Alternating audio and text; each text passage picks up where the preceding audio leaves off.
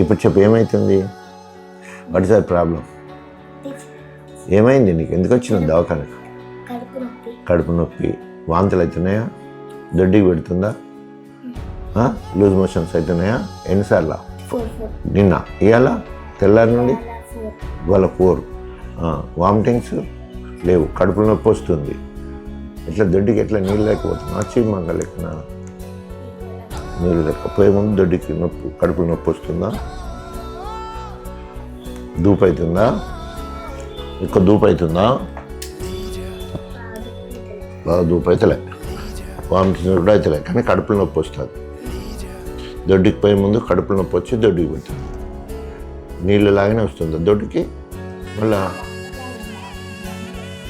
దొడ్డికి ఏమన్నా వాంతులు అవుతుందేమో, అది మన స్మెల్ ఉందా? మోషన్ బయటికి వెళ్తుందా దొడ్డికి?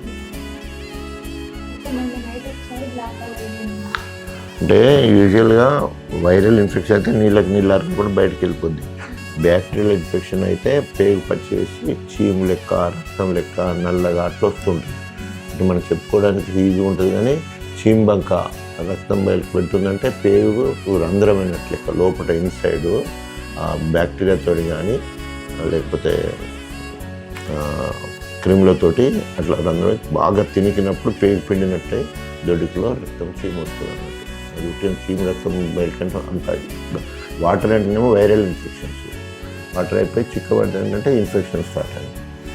గ్లూకోజ్ పెట్టుకుండా మందులు ఆడుకోవాలి. మిగతా గోళీలు మంచిగా ఆనిక్ రాస్తున్నాను. ఒకవేళ కనుక తగ్గకపోతే మాత్రము ఇంజక్షన్ అన్న నయం చేయాల్సి వస్తుంది.